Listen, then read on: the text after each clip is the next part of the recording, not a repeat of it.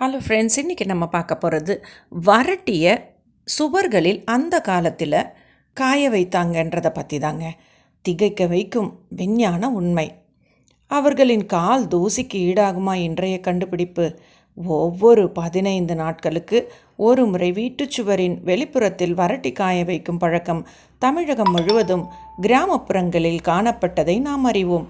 அது ஏன்?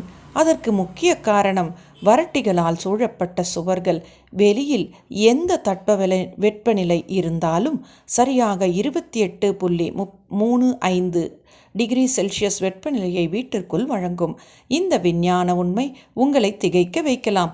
அப்போதெல்லாம் தடுப்பூசியோ மருந்து மாத்திரையோ தமிழகத்தில் இல்லை. காரணம் பசு வரட்டியில் உள்ளது. நாட்டு மாடுகளின் A2 சாணம் என்பது ஒரு மிகச்சிறந்த கிருமிநாசினி என்பது அறிவியல்.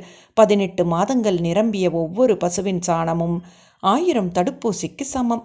அப்படியான சாணத்தை தனித்தனியாக ஒவ்வொருவர் முகத்திலும் தனித்தனியாக அடிக்க முடியாது என்பதால் வீட்டுச் சுவற்றில் அடித்து வந்தனர். அதன் மூலம் முழுமையாக சுத்திகரிக்கப்பட்ட ஒரு சேஃப் ஜோனில் நம் தாத்தா பாட்டி காலம் வரை வாழ்ந்தார்கள் என்றால் நம்ப முடிகிறதா? அதுபோல வளிமண்டலத்தில் இருந்து வரும் புற ஊதா கதிர்கள், அதாவது அல்ட்ராவயலட் ரேஸ் மற்றும் காஸ்மிக் கதிர்கள் இந்த நன்கு காய்ந்த விரட்டியில் படும்போது மின்காந்த சக்தி உந்தப்பட்டு அந்த வீடே அணுக்கதிர்கள் கூட துளைக்க முடியாத ஒரு எஃகு அரணாக மாறிப்போகும். ஆனால் இதன் பலன் 15 நாட்களுக்கு மட்டுமே. இதனாலேயே சோழர்களின் கோட்டையை ஆங்கிலேயர்களால் வீழ்த்த முடியவில்லை என்பது தனிக்கதைங்க. மேலும் இம்மாதிரியான வரட்டி தட்டும் பழக்கம் கைகள் மூலமாக உடலில் ஏற்படும் கெட்ட கொழுப்புகளை அகற்றி சர்க்கரை நோயை கட்டுக்குள் இருக்க வைக்கும். சுற்றிலும் வரட்டிகளை கொண்ட வீடுகளில் 48 நாட்கள் புழங்கி வந்தால் அலர்ஜி, கேன்சர், இருதய கோளாறு போன்றவை சரியாகும் என சித்தர்கள் தெரிவித்துள்ளனர்.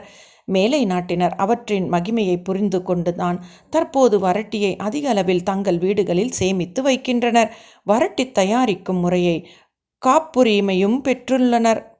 ஆனால் நாமோ பகுத்தறிவு என்று நாம் நமது முன்னோரின் சம்பிரதாயங்களில் இருக்கும் விஞ்ஞான அறிவை புரிந்து கொள்ளாமல் கேலி செய்து கேவலப்படுத்துகிறோமே. இனிமேலாவது கவனமாக இருப்போம். நன்றி, வணக்கம்.